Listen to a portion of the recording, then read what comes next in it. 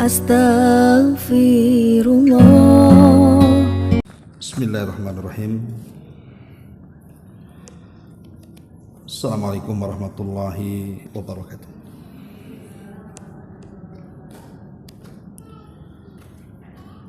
Alhamdulillah wassalatu wassalamu ala rasulillah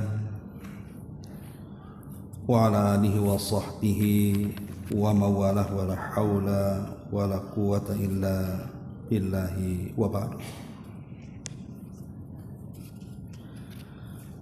Alhamdulillah, di pagi ini kembali kita bisa duduk di Masjid Sukajadi dan kita melanjutkan kajian masih membahas kitab 175 Jalan Menuju Surga Allah Subhanahu wa Ta'ala, dan kita masuk pada poin ke-16. Kita baca hadisnya baru kita terangkan. Nabi SAW bersabda di sini dari hadis yang dikeluarkan oleh Imam At-Tirmidzi dan dihasankan oleh beliau. Ala inna dunya mal'unatun, mal'unun ma fiha illa dzikrullahi wa ma walah wa alimun aw muta'allimun.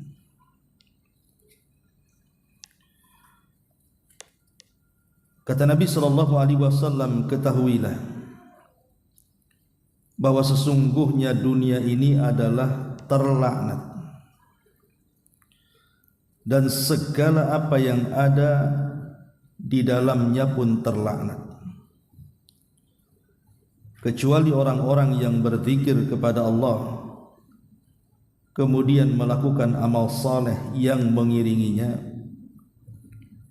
atau seseorang yang berilmu, atau orang yang berusaha untuk mempelajari ilmu.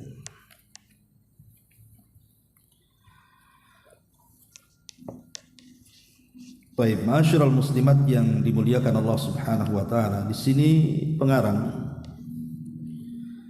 membuat bab penjelasan bahwa sungguh keutamaan dunia hanyalah dengan zikir kepada Allah, kemudian juga amal saleh dan juga ilmu. Kemudian mendasari babnya dengan hadis yang dikeluarkan Imam Tirmidzi dan dihasankan olehnya.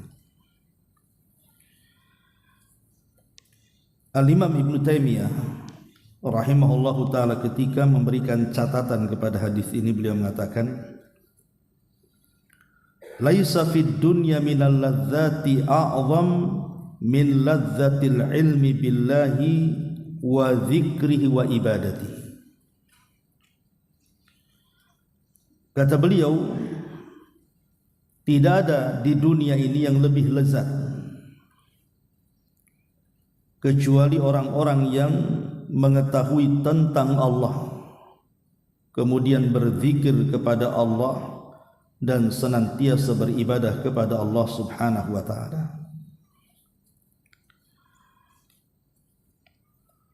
Artinya bahwa yang membuat seseorang lezat hidup di dunia adalah kedekatan dia dengan Allah Subhanahu wa Ta'ala. Sebaliknya, ketika seseorang jauh dari Allah, maka semua akan menyempitkan hidupnya. Nabi SAW di sini mengatakan bahwa dunia ini terlaknat. Tentu maksudnya tidak boleh kita melaknat dunia secara mutlak, tidak boleh. Tetapi maksudnya orang-orang yang hidup di dunia dan dia jauh dari Allah Subhanahu wa Ta'ala, itulah mereka orang-orang yang dilaknat. Jadi hidupnya mereka di dunia itu penuh dengan laknat. Sedikit kita cerita tentang masalah dunia. Ma'asyiral muslimat yang dimuliakan Allah Subhanahu wa Ta'ala, kita tahu bahwa Di dalam Al-Quranul Karim, ketika Allah Subhanahu wa Ta'ala bicara soal dunia, selalunya konteksnya celaan.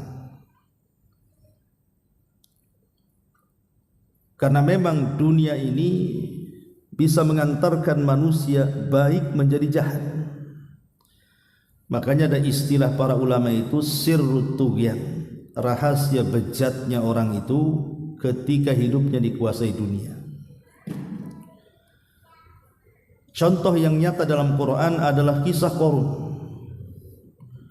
Qarun ini dikenal dalam sejarah itu seorang yang pakar dalam bacaan Taurat. Jadi kalau dia membaca Taurat, kitab Taurat itu suaranya indah. Orang suka lah kalau Qarun membaca Taurat itu. Samalah mungkin kalau hari ini ibu mengundang para qari. Kalau membaca Quran itu kadang-kadang orang bisa nangis. Lah itulah Qarun. Kemana-mana diundang untuk membaca Taurat karena memiliki keindahan suara. Itu ketika miskin. Tapi setelah kemudian Qarun menjadi orang kaya, dan kekayaannya tidak ada yang bisa menandingi sejak zaman itu sampai hari ini, bahkan sampai kiamat. Kekayaan Qarun itu tidak ada yang bisa menandingi, saking kayanya. Sampai kunci gudangnya saja dibawa orang-orang kuat. Itu baru kuncinya, macam mana pintunya, macam mana gudangnya kan itu. Tetapi ketika Qarun tidak bersyukur, dia tidak bersyukur akan nikmat yang Allah anugerahkan kepadanya.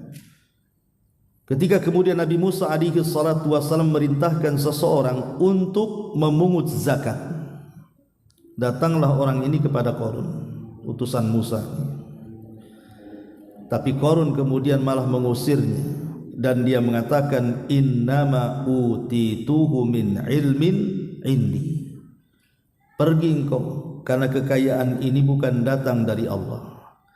Kekayaan ini datang dari kecerdasanku. Ini jerih payahku. Jadi Qarun menasabkan harta tidak kepada Allah, padahal di antara rukun syukur itu adalah menasabkan semua nikmat kepada Allah. Lihat Nabi Allah Sulaiman alaihi salatu wassalam. Sulaiman juga kaya raya sama dengan Qarun.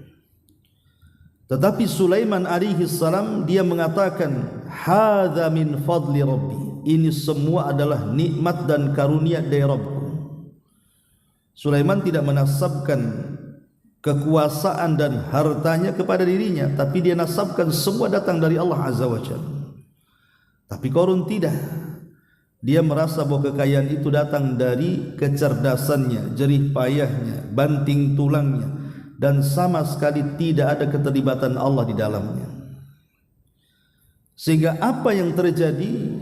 Maka Allah Subhanahu wa Ta'ala gambarkan dalam Al-Quran, fakhasafna bihi wa bidarihil arda. Maka kami tenggelamkan Qarun dan seluruh kekayaannya ke dasar bumi. Jadilah hari ini kalau nemu dompet saja dibilang harta Qarun, padahal dompet orang tuh. Setiap ngorek-ngorek apa gitu ya, kemudian ada perhiasan di dalamnya dibilang harta Qarun. Karena memang Qarun ini bukan dibicarakan dalam Islam saja. Orang-orang Yahudi juga membicarakan, orang-orang Nasrani juga membicarakan soal Qarun. Di Qarun ini luar biasa kejahatannya.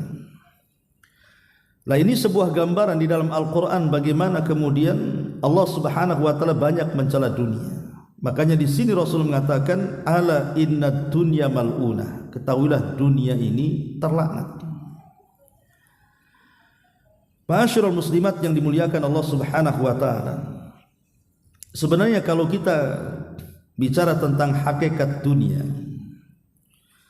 hakikat dunia ini dijelaskan dalam Al-Quran tepat pada surah Al-Hadid ayat 20. Ibu kalau buka surah Al-Hadid ayat 20, itulah hakikat dunia. Kita baca ayatnya. Allah Subhanahu wa Ta'ala berfirman, i'lamu annamal hayatud dunya la'ibun wa lahwun wa zinatun wa tafakhurun bainakum wa takathurun fil amwali wal aulad kamathali ghaisin a'jabal kuffara nabatu thumma yahiju fatarahu musfarran thumma yakunu khitama thumma yakunu khutama wa fil akhirati adzabun syadidun wa maghfiratun minallahi wa ridwan wa mal hayatud dunya illa mata'ul ghurur. Allah Subhanahu wa taala berfirman, ketahuilah bahwa kehidupan dunia itu hanyalah permainan. Ini yang pertama, dunia ini hanya permainan. Kemudian yang kedua, walahwun, kelengahan. Kemudian yang ketiga, wazinatun, perhiasan. Kemudian yang keempat, watafakurum bainakum, saling bermegah-megahan di antara kalian.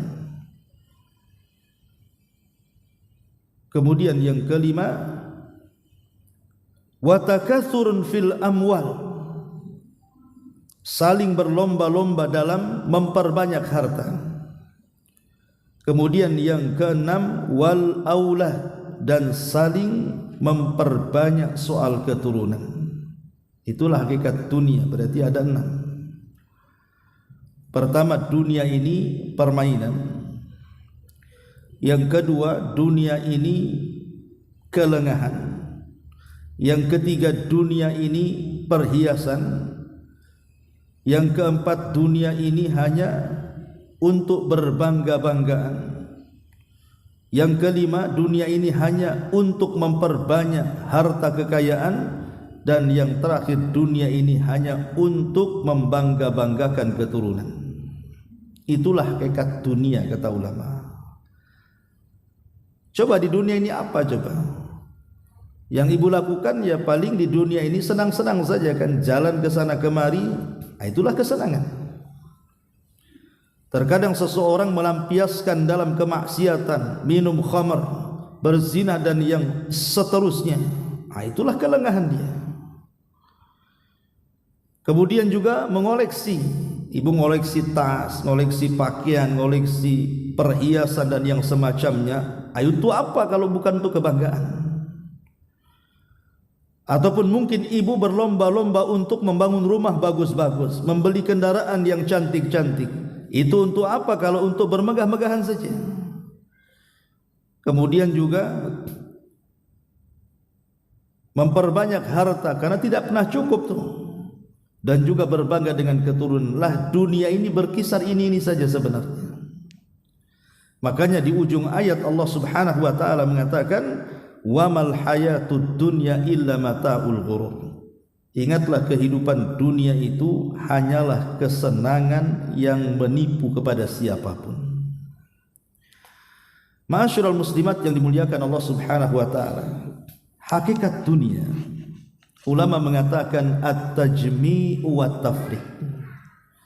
Apa at-tajmi'? Tajmi' itu artinya ibu kumpulkan banyak-banyak. Kemudian setelah terkumpul dunia ini, at-tafriq, ibu tinggalkan pula dunia itu. Itulah dunia.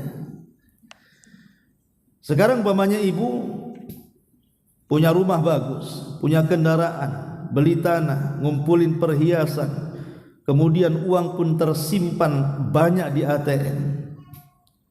Satu hari akan datang kepada ibu itu, boleh jadi dunia yang meninggalkan ibu atau ibu yang meninggalkan dunia.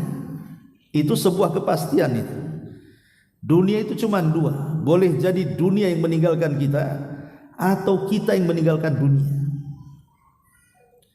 Kita lihat bencana-bencana alam di negeri kita ini.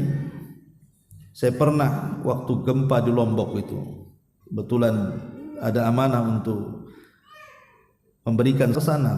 Subhanallah, itu satu kabupaten rata dengan tanah. Rumah-rumah yang bertingkat, tidak ada yang bisa dihuni. Bahkan yang masih tegak saja orang masuk kemudian tidur di dalam itu tidak berani. Mereka harus tidur di tenda-tenda. Kemudian sebelumnya kita lihat tsunami Aceh, kemudian gempa di Jogja, kemudian banjir di mana-mana gitu kan. Lihat rumah-rumah yang megah itu tidak bisa dihuni lagi. Itu artinya dunia yang meninggalkan kita tuh. Atau tiba-tiba kemudian mobilnya hilang, dicuri, berangkasnya dibobol, dan begitu seterusnya. Atau orang-orang yang kita cintai lebih dulu meninggalkan kita. Itulah dunia meninggalkan kita. Atau mungkin yang kedua, kita pula yang meninggalkan dunia. Rumah sudah cantik, kendaraan sudah mewah, tanah pula sudah luas. Habis itu kita tinggalkan pula tuh perhiasan. Dunia ini jadi rebutan ahli waris. Ahli warisnya dapat dengan cara halal dari kita. Kita pula kemudian ditanya-tanya di akhirat, dari mana kau dapatkan harta itu, kemana pula kau belanjakan, coba. Kan berat tuh. Makanya kemudian Nabi mengatakan inna dunya mal'una, dunia ini terkadang terlaknat bagi kita, karena hakikatnya dikumpul-kumpulkan, habis itu pula ditinggalkan. Yang celakanya lagi terkadang orang ini belum meninggalkan dunia, artinya dia masih hidup di rumah megahnya, masih memandang kendaraan mewahnya, tapi dia tidak bisa apa-apa. Boleh jadi jalan di taman indahnya, untuk ke sana saja butuh orang yang menuntunnya. Lalu apa coba nikmatnya kalau seperti itu? Dia lelah letih ya, dari kecil dia kumpulkan harta itu, setelah dapat tidak bisa dinikmati. Naik mobil saja harus disopiri. Lah ini belum mati padahal. Cemana pula sudah mati. Lah dari sini maka Nabi ingatkan sekali lagi, ala inna dunya mal'una. Ingat dunia ini terlaknat. Satu hari Umar bin Khattab radhiyallahu anhu masuk ke ruangan Nabi sallallahu alaihi wasallam. Kebetulan ketika itu Rasul ada masalah dengan istri-istrinya. Ya, Rasul pun terkadang punya masalah juga dengan istri-istrinya. Tapi sekali lagi masalah yang dihadapi Rasul dalam keluarga itu menjadi sebuah syariat. Sebab kalau Rasul tidak pernah bermasalah, kemudian kita punya masalah, susah pula cara menyelesaikan masalah. Tapi ketika Rasul ada masalah, kemudian Rasul menyelesaikan masalah, kita bisa mencontoh cara penyelesaiannya dari Nabi SAW. Apa masalah Nabi? Jadi sebagian istri Nabi SAW itu protes sama Nabi, minta supaya tambahan belanjanya ditambah. Rupanya tabiat wanita itu sama saja sejak zaman Nabi sampai hari ini, pasti minta tambahan belanja kan, Bu. Kalau bisa kan tambah. Istri Nabi juga sama, Bu.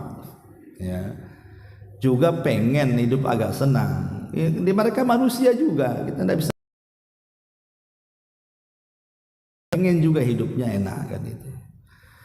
Tetapi Nabi SAW kan sudah berusaha keras menghidupi keluarganya, dan itulah kemampuan Nabi SAW. Sehingga Rasul marah. Akhirnya Nabi SAW pun kemudian tidak menggauli istrinya hampir 1 bulan. Dia pindah ruangan, tidak mau hidup bersama istrinya. Sehingga kemudian tersebar isu bahwa Nabi SAW menceraikan istri-istrinya. Disinilah kemudian marahlah para mertua. Abu Bakar marah sama Aisyah, disangka Aisyah biang keroknya. Kemudian Umar juga marah sama Hafsah, disangka Hafsah pula biang keroknya. Akhirnya kemudian para mertua ini mendatangi Nabi. Nah, salah satunya Umar bin Khattab radhiyallahu anhu. Dia datang kepada Nabi SAW untuk mempertegas betul gak dia menceraikan putrinya. Begitu juga Abu Bakar dan yang lainnya. Ketika Nabi SAW sedang tertidur, dan Nabi SAW tertidur itu dialas dengan pelepah kurma. Jadi tikarnya itu pakai anyaman pelepah kurma. Jadi kalau Rasul bangkit dari tidur itu, bekas anyaman pelepah kurmanya itu ngecap di badannya.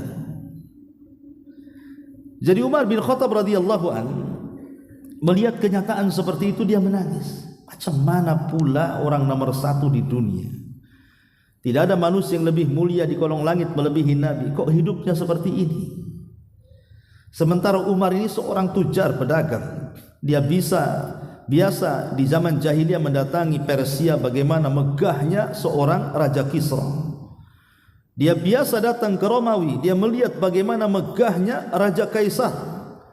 Bagaimana dengan Najasyi dan raja-raja dunia yang lainnya. Sementara Rasul seperti ini kondisinya, padahal dia harus lebih dibandingkan mereka. Jadi Umar menangis melihat Nabi SAW seperti itu. Kemudian Umar mengatakan, ya Rasulullah, tidakkah engkau seperti raja-raja itu?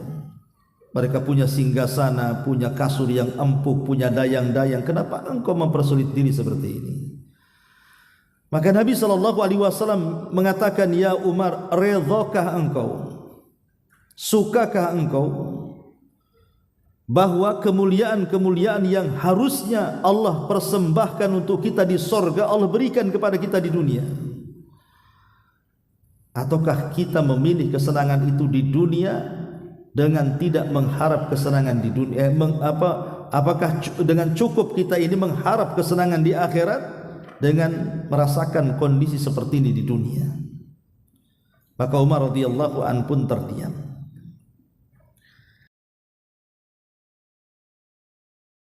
Tentang zuhudnya manusia di dunia ini. Ya, mereka itu orang-orang kafir, mereka senang di dunia karena sorga mereka di dunia gitu. Tapi sorga kita kan bukan di dunia, di akhirat. Tunggu saja, sabar, nanti kita akan mendapatkan jauh lebih baik dibandingkan yang mereka dapatkan di dunia.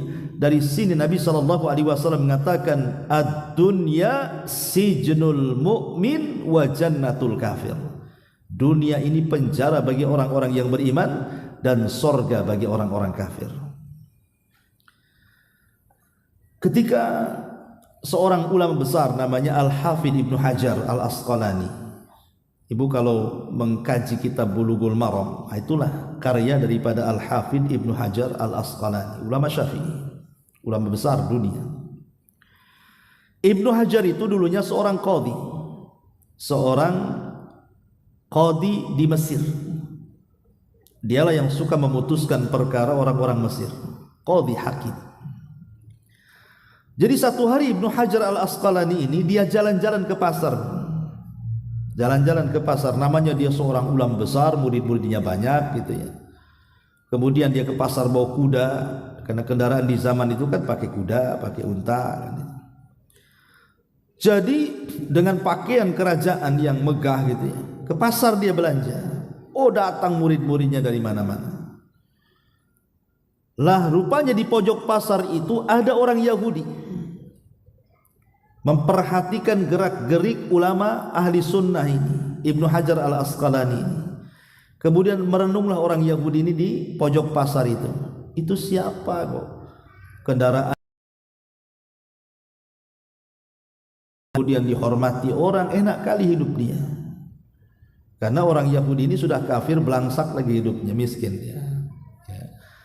Jadi orang Yahudi miskin ini akhirnya ngomong sama kawannya yang muslim itu, dan dikatakan, wahai fulan, kamu tahu siapa orang itu? Enak kali hidupnya. Maka seorang muslim ini yang merupakan muridnya Ibnu Hajar juga mengatakan, dia guru kami, dia Ibnu Hajar Al-Asqalani, dia hakim kami di sini. Kemudian Yahudi miskin dia mengatakan kepada yang muslim ini, bisa enggak kau antar aku ngobrol dengan dia? Kata seorang muslim, oh tentu bisa, saya bisa antar kau ke tempat dia.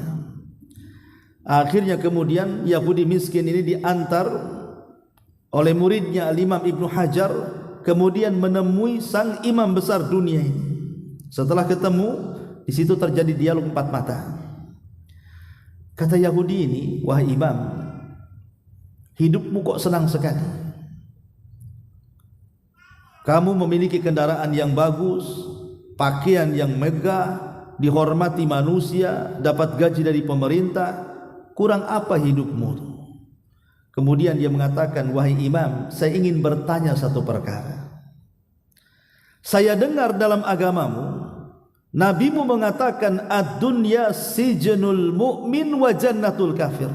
Dunia ini penjara bagi orang yang beriman dan sorga bagi orang kafir. Apa enggak terbalik katanya? Dia mengatakan, apa tidak terbalik kan itu? Maksudnya dalam pandanganmu, kata orang Yahudi ini, pasti kau katakan aku ini kafir karena aku ini Yahudi. Tapi lihat kehidupanku kok susah kayak gini katanya. Bagiku dunia ini penjara, tidak ada surga-surganya katanya. Tapi engkau ini bagimu adalah menurut pandanganmu kan ini seorang muslim, seorang mukmin. Katanya seorang mukmin itu dunia penjara bagi dia. Kulihat kau tidak di penjara, kau senang hidupnya. Macam mana dengan hadis itu? Akhirnya Ibnu Hajar Al-Asqalani menjelaskan tentang posisi hadis itu kepada Yahudi fakir ini. Dia mengatakan sini, saya akan kasih tahu makna hadis itu. Kemudian kata Al-Hafidz Ibnu Hajar, tahukah kamu ketika Nabi SAW mengatakan bahwa dunia itu penjara bagi orang yang beriman, aku gini-gini, kata Al-Hafidz Ibnu Hajar, walaupun dalam pandanganmu aku ini senang menggunakan kendaraan, digaji pemerintah, dengan pakaian yang seperti ini, dihormati manusia, tapi dunia bagiku itu masih penjara. Kenapa? Karena aku belum bisa meninggalkan sholat, aku belum bisa meninggalkan puasa Ramadan, aku belum bisa meninggalkan zakat, aku belum bisa meninggalkan haji, aku belum bisa meninggalkan ibadah-ibadah yang Allah perintahkan dan Allah wajibkan kepadaku. Artinya aku masih terpenjara dengan perkara-perkara itu. Kemudian kata Al-Hafidz Ibnu Hajar Al-Asqalani, tapi engkau, maksudnya engkau tu Yahudi fakir, sesusah-susahmu kau di dunia dibandingkan dengan neraka yang menunggumu, dunia itu sorga bagimu katanya. Sebab kalau kau masuk neraka, kondisinya lebih menakutkan lagi. Kau ini masih sorga. Beda dengan aku di sini, kata Al-Hafidz Ibnu Hajar. Sesenang-senang aku di dunia menurut pandanganmu, di sorga jauh lebih senang lagi katanya. Maka dari sini Bu yang dimuliakan Allah Subhanahu wa taala, bahwa dunia ini adalah penjara bagi orang-orang yang beriman. Maksudnya penjara di sini karena kita belum bisa bebas. Masih ada hukum-hukum taklif yang harus kita lakukan. Ibu tidak bisa sembarangan meninggalkan sholat. Kalau meninggalkan sholat bisa kafir. Jadi masih terpenjara dengan perintah-perintah dan menjauhi larangan. Sampai kapan itu? Ya sampai menjemput kematian lah. Adapun ke masalah topik tadi, kenapa kemudian dunia ini begitu dicela oleh Nabi SAW? Ada beberapa poin yang ingin saya jelaskan. Pertama Bu, karena mencintai dunia berarti mengagungkan dunia. Sementara mengagungkan yang hina itu tidak pantas. Kalau hendak mengagungkan, maka agungkan yang mulia. Dunia ini hina, kenapa diagungkan? Sementara akhirat itulah kemuliaannya di situ. Yang kedua, Allah Subhanahu wa taala mengutuk dan murka. Dan juga Nabi sallallahu sampai Nabi sallallahu alaihi wasallam lewat, ada bangkai kambing. Bangkai kambing ini cacat. Kalaupun seandainya dia hidup, dia cacat. Mungkin ekornya putus atau telinganya robek, pokoknya cacat. Kalaupun hidup dia cacat. Tapi dia sudah jadi bangkai. Jadi Nabi SAW mengatakan kepada para sahabat, mau enggak kalian membeli bangkai kambing ini? 1 dinar saja atau 1 dirham saja. Sahabat mengatakan, Rasul walaupun dia hidup kami tak mau katanya. Jangan lagi bangkai, hidup pun kami tak mau 1 dirham itu. Maka Nabi SAW, maka kondisi jauh lebih buruk daripada bangkai kambing ini. Lihat kata Nabi, bahwa dunia itu jauh lebih buruk dibandingkan bangkai kambing ini. Sebab gini Bu, Nabi mempermisalkan dalam hadis yang lain, jikalau ada 2 serigala, dua-duanya lapar nih serigalanya, belum makan 3 hari. Tiba-tiba ada seekor domba. Kira-kira serigala ini menerkam domba itu tidak? Pasti menerkamnya. Kira-kira mencabiknya tidak? Pasti mencabiknya. Kira-kira memakannya tidak? Pasti memakannya. Namanya serigala lapar. Maka Nabi SAW, sesadis-sadisnya 2 serigala, ketika kemudian mencabik-cabik buruannya, itu tidak lebih sadis dibandingkan orang yang mengejar dunia. permisalan Nabi. Jadi buruannya dicabik betul tuh buruannya. Tapi Rasul mengatakan sesadis-sadisnya dua serigala lapar yang mencabik buruannya tidak lebih sadis dibandingkan manusia yang mengejar dunia. Karena akibat mengejar dunia, terkadang antar keluarga saja bisa musuhan, Bu. Antar saudara loh tidak bisa tegur sapa gara-gara dunia kan. Contoh masalah waris saja yang mudah. Tapi banyak gara-gara waris akhirnya tidak kenal saudara.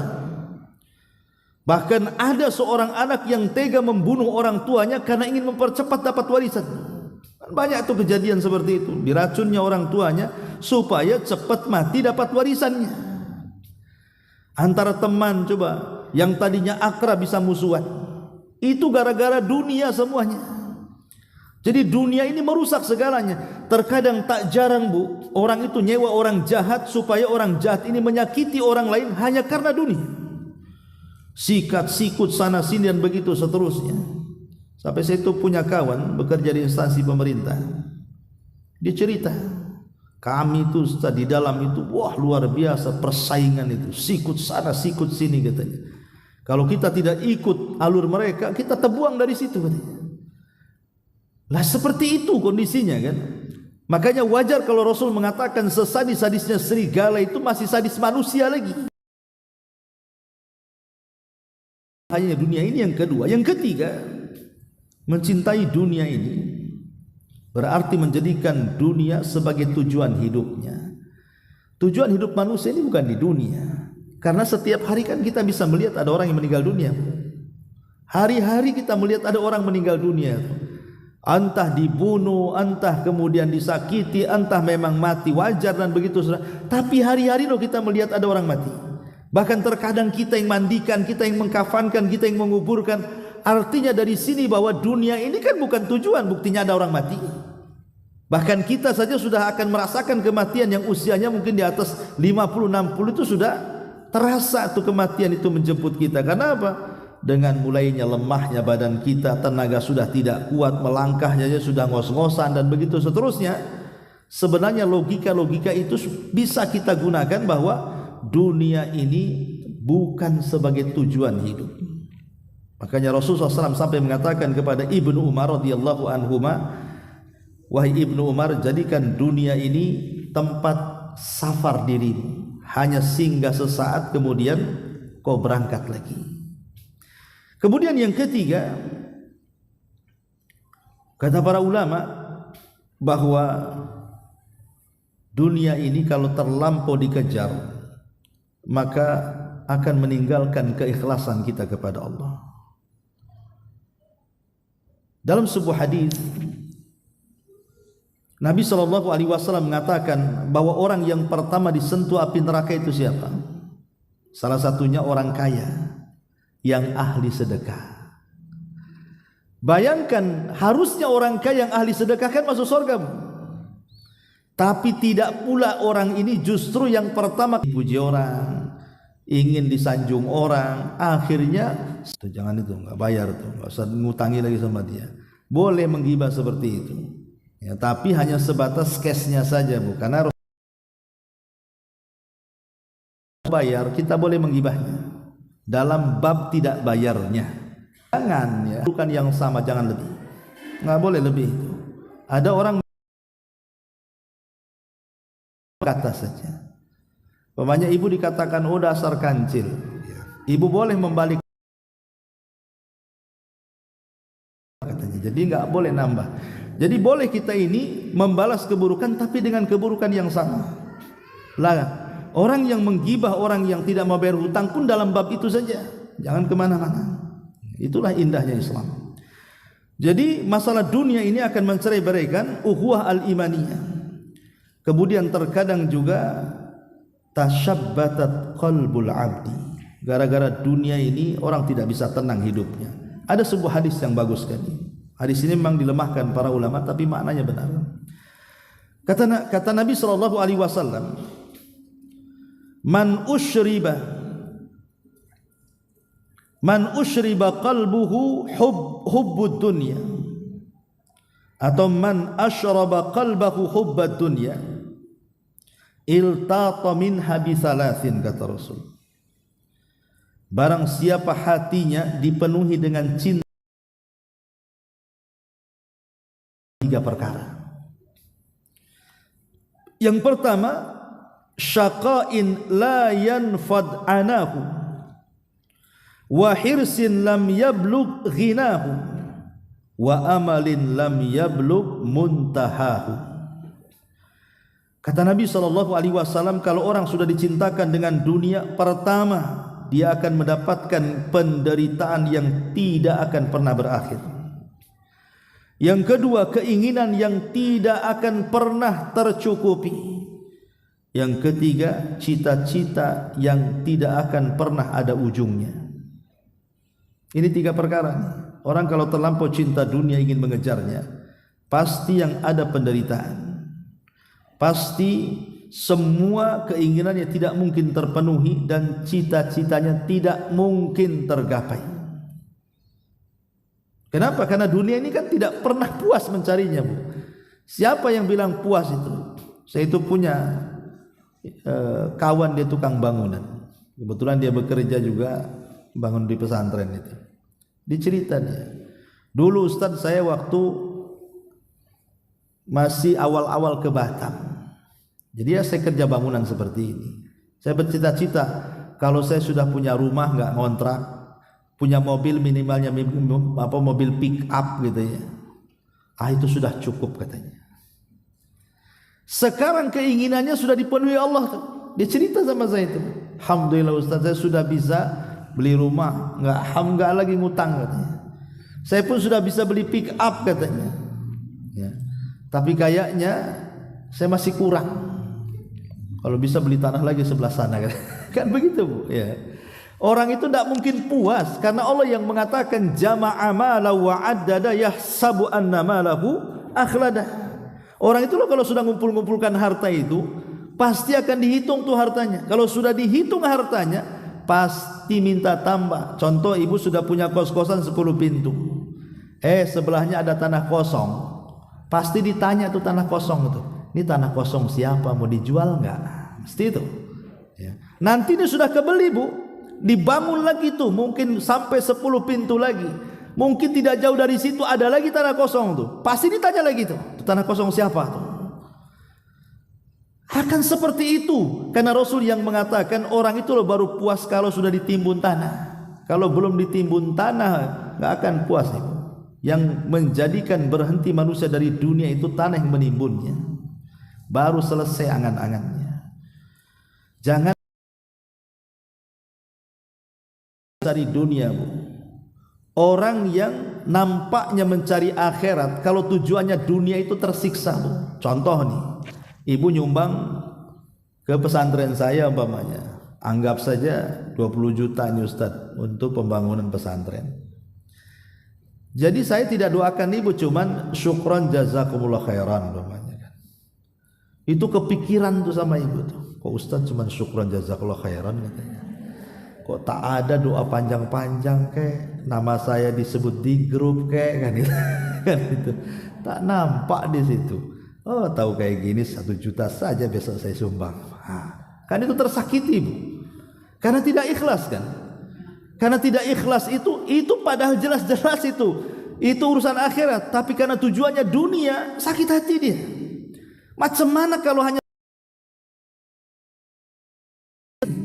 lah dari sini, makanya wajar kalau Nabi SAW mengatakan syaqain la yanfad anahu, kata Rasul, penderitaan yang tidak akan pernah berakhir selamanya. Menderita dia. Ya. Kemudian wa hirsin lam yablughina, dan juga keinginan yang tidak akan pernah terpenuhi. Ibu kalau seandainya ibu berbuat baik, kemudian semua orang ingin memuji ibu, bisa? Tidak bisa. Karena keredoan manusia itu, kita mencari redho manusia itu sesuatu yang mustahil didapat. Ibu ini di sini umpamanya untuk mendapatkan pujian 1 jemaah pengajian, ibu melakukan kebaikan umpamanya. Belum tentu semua orang suka, Bu.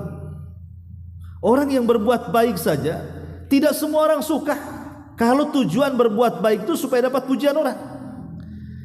Karena yang namanya ridho nas ghayatun la tuhsa, kata ulama, ridho manusia itu cita-cita yang mustahil kita dapat. Orang berbuat baik saja ikhlas karena Allah, tidak semua orang suka, apalagi orang buat jahat. Lah itulah dunia. Lah dunia ini terkadang kata Nabi SAW, wa hirsin la yablugh ghinahu, keinginan yang tidak akan mungkin terpenuhi secara maksimal. Ada saja kekurangannya dunia itu.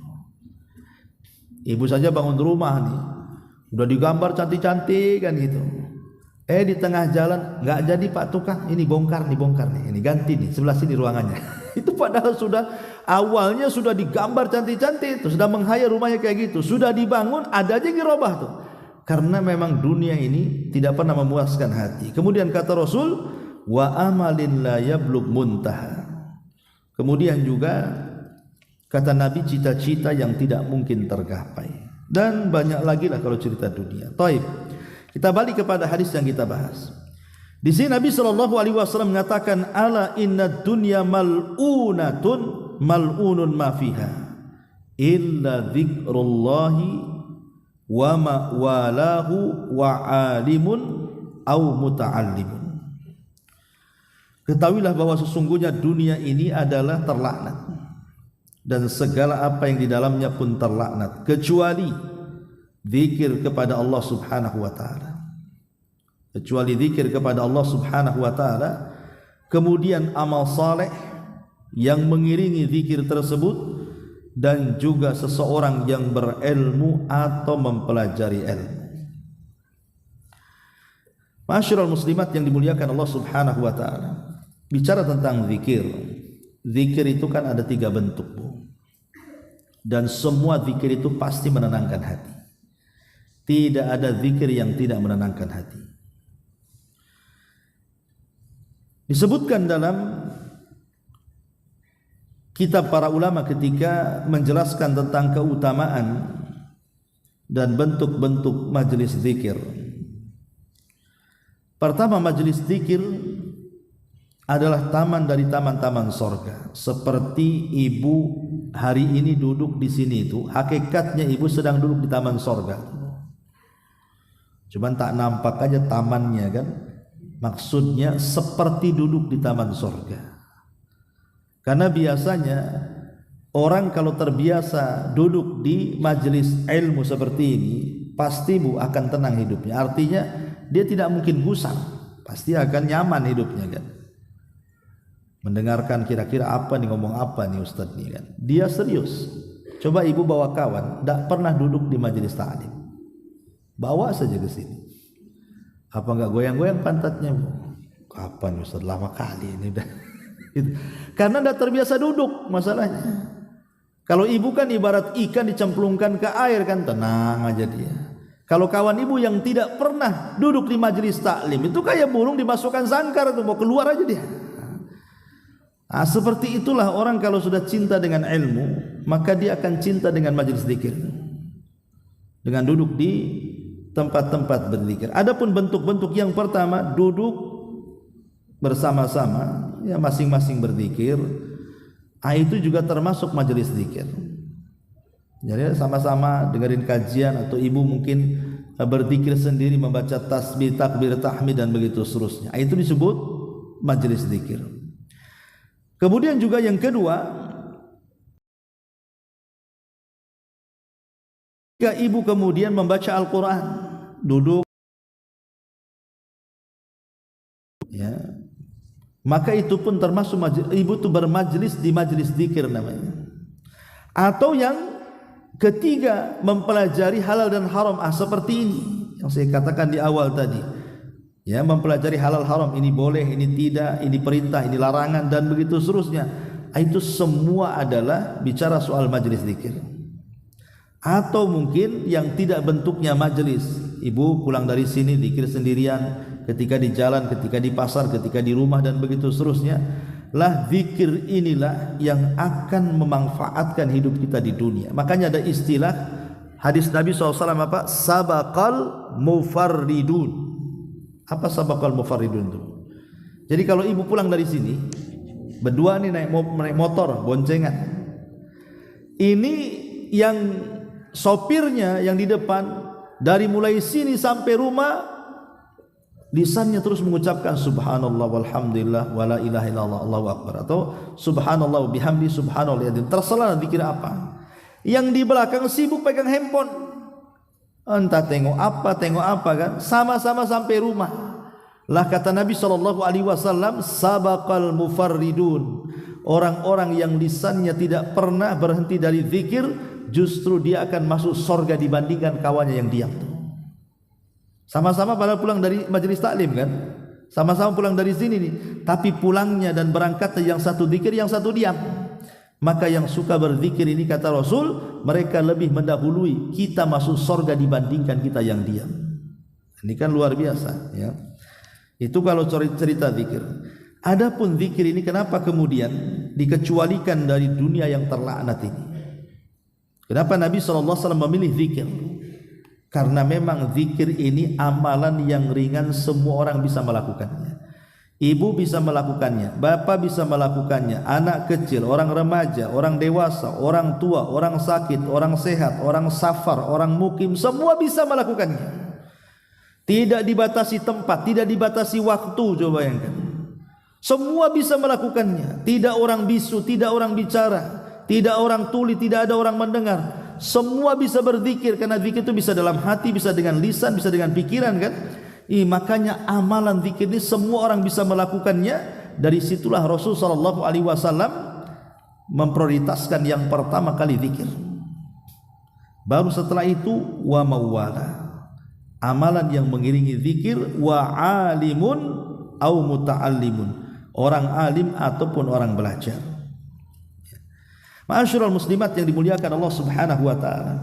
Kenapa di sini Nabi SAW mengatakan alim wa muta'allim, orang yang berilmu dan orang yang mempelajari ilmu? Karena kalau bicara tentang perbandingan ilmu dengan dunia itu banyak. Contohnya ilmu itu bisa menjaga kita, Bu, tapi dunia itu kita yang jaga. Kalau ibu punya ilmu, ilmu yang menjaga kita tuh. Tapi kalau kita punya harta, kita sibuk menjaga harta. Yang kedua, ilmu kalau diamalkan, Bu, itu bertambah. Harta kalau dibelanjakan pasti berkurang. Ya. Ilmu akan menjadi hakim yang memberikan hukum kepada kita. Sementara harta itu menjadi objek hukum, dia yang terkena hukuman. Ya. Kemudian mencintai orang yang berilmu itu bagian daripada ibadah. Tapi mencintai harta ini bisa menyesatkan orang. Ya. Kemudian juga ilmu menjadikan orang pemiliknya menjadi seseorang yang ditaati, dijadikan contoh. Tapi orang-orang kaya justru terkadang dihujat dan tidak dijadikan contoh, apalagi dia bakhil. Kemudian juga harta ataupun orang-orang yang berilmu itu,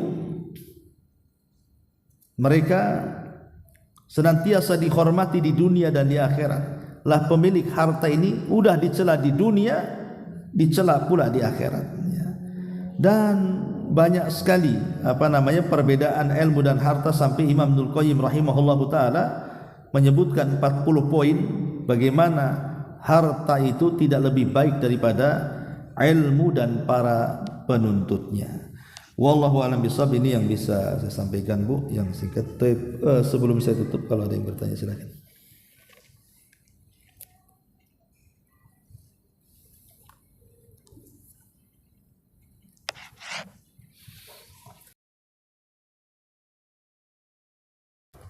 Silakan kalau ada yang bertanya.